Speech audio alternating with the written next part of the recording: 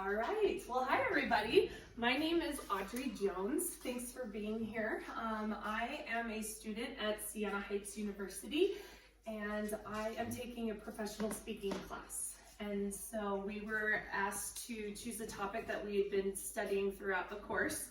And this is the topic I chose, working with others in the workplace. So I wanted to talk a little bit about why I chose this topic, why creating relationships within the workplace is important, and also how to create effective relationships so that we can, you can develop different personality traits and kind of understand how to work with others effectively. And then I kind of have a little awareness exercise for us to do. So it's gonna be fun.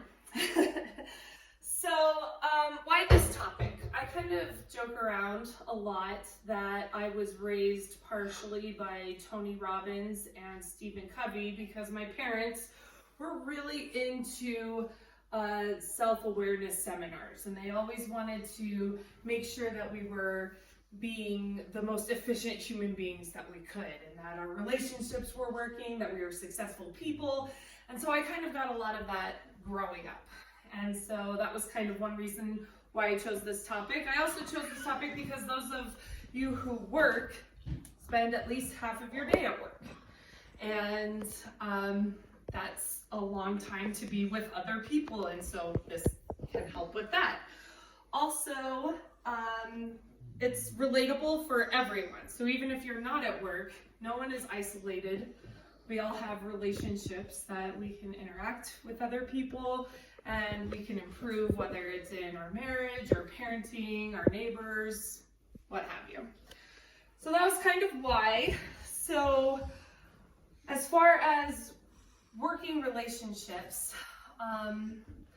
one of the reasons I chose this was because it's important for progress. It's important to have those relationships to have progress, because if you don't have good relationships with those people who you work with, you're not going to accomplish anything. And communication is big with that, and just different personality traits can help with that. So you also create friends at work, and having those work friendships kind of help you stay sane during the workday when things are crazy. And then we also, it also helps us to know what to do when conflict arises, because not every day is going to be the best day ever. And sometimes people clash, and that's, working through that is how you can be most effective. So I'm a closeted Dr. Phil lover. Whenever I'm at home by myself, I'll watch Dr. Phil. And one of the things he always says is, you can't change what you don't acknowledge. And I really like that quote, because I think it's, helps us to kind of be a little more aware of what self-aware and how we act, how others perceive us. And awareness is key. Because if you're not aware of how you're acting, if you don't know that cracking your knuckles bothers somebody on your team every single day, and they don't like you, and you're like, why don't they like me? I can't figure it out. So yeah, just being aware of different, maybe personality quirks you have, aware of your strengths, aware of your weaknesses, because that'll help. So I wanted to talk a little bit about different personality factors. So there are these big five that we were talking about in our textbooks. So the first one is extroversion. And so extroversion is how outgoing you are, how talkative you are, how comfortable you are with a group of people. Okay? Agreeableness is how easily you get along with others. Do people like you? Or are you generally a person that ruffles people's feathers, or are you just easygoing? Conscientiousness. So this is how aware you are of group goals and aware of other people. And as I've been aware, that's probably my weakest point, is being aware of others. Emotional stability, that's another one. So how enthusiastic you are, how self-confident or insecure, where that is. And how open you are to new experiences. So that's how creative you are, imaginative, what new ideas can you come up with. So I wanted to do a little exercise. I'm gonna pass these out. Then I'll let you pass those around. So for each of these personality factors, we have some questions. And I kind of want you to become a little more self-aware and see where your strengths and weaknesses are. So as soon as we get those passed out,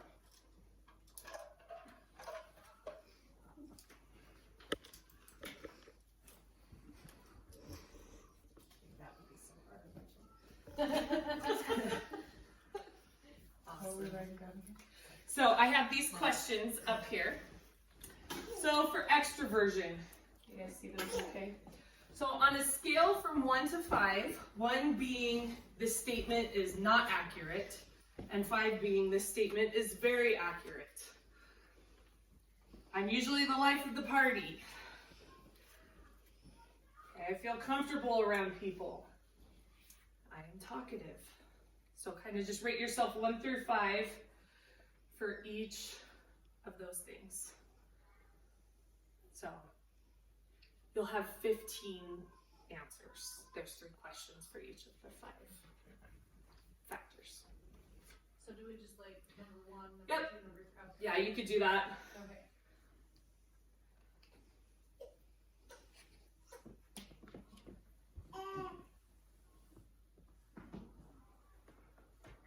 All right, does anyone need more time? We'll go on to the next slide. Okay, this is for agreeableness. I'm kind and sympathetic. Okay, I have a good word for everybody. I never insult people, even sarcastically.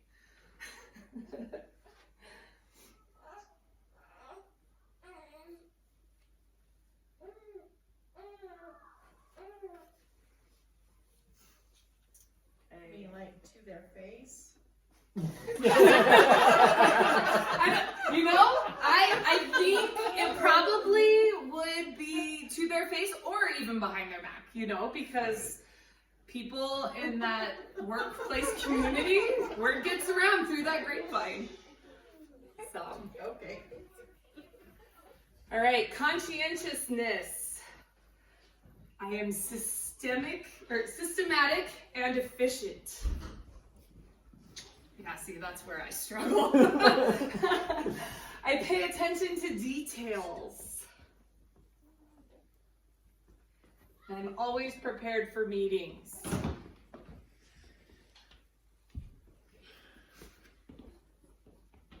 This will be fun because I have a few examples of some of these coming up too. Anyone else need more time? Perfect. Okay, emotional stability. I usually feel proud and pleased with myself. I'm happy for other people when they receive special recognition. And I'm relaxed and a cheerful person.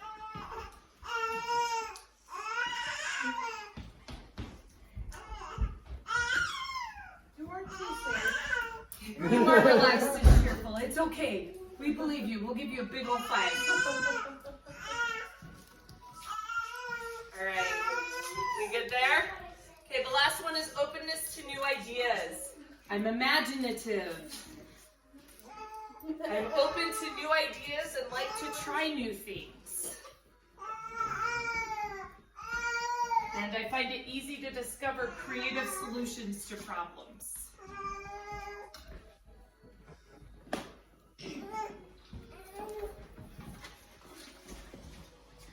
Anyone else need more time? Okay, oh, sorry. Just kidding. Okay. All right.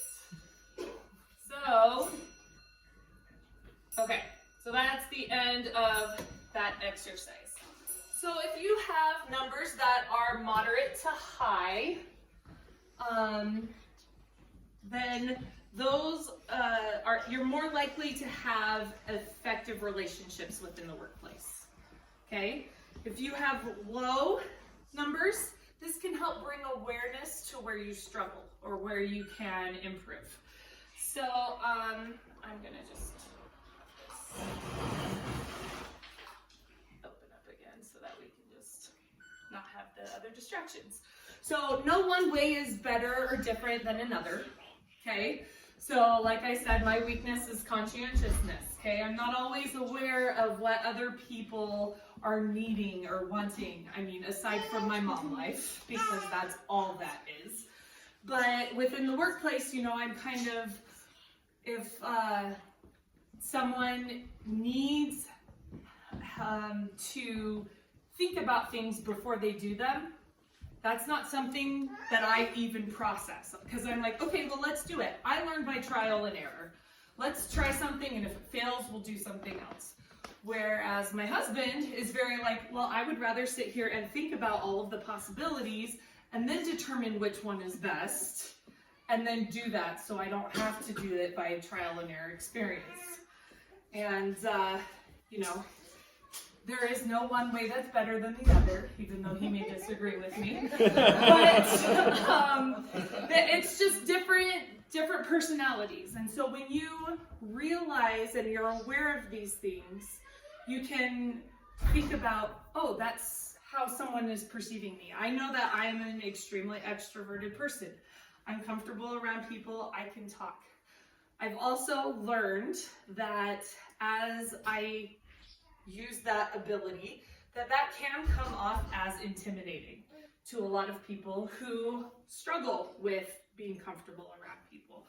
And so if I'm not aware of that, I can be a steamroller and just push over people. And, you know, so these are all effective ways to just really view and visualize our relationships with other people.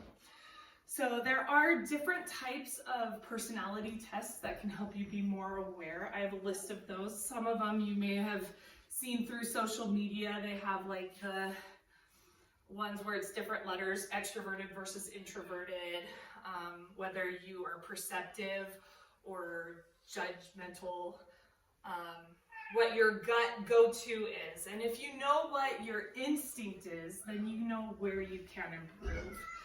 So, and you know, that's really the goal in all of our relationships, whether they be at work or at home or with our neighbors, is we want to have successful relationships because that's what makes life enjoyable.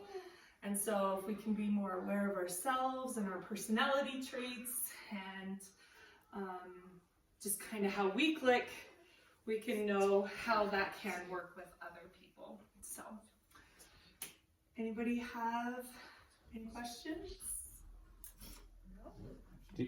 Do you find that people who have kind of opposites, like you said you're weak at conscientiousness, someone else is strong at conscientiousness, is there a lot of workplace conflict there, do you think? Or is there a lot of synergies there? And how would you address that? Yeah, definitely. So both of those can work together. So you can see it both ways. There can be a lot of conflict. Like I said, if I'm not aware that somebody needs to think about things, I can get really frustrated where I'm like, why is this person not doing anything? Where they're internalizing and thinking this whole process through, and I can get really frustrated, and that can cause a big conflict. But if I'm aware of that about me and aware that that's actually a personality trait other people have, then that can, you can make that very systematic and use it to your benefit, because like I said, there's no one right way to do things. So if the more ways you can incorporate, and if you can use those different ways to make progress, then that's going to be what's most efficient. So That was very good. well, thank you guys for listening, and I hope you take something away from this and that you can be more aware of who you are as a person. Thanks.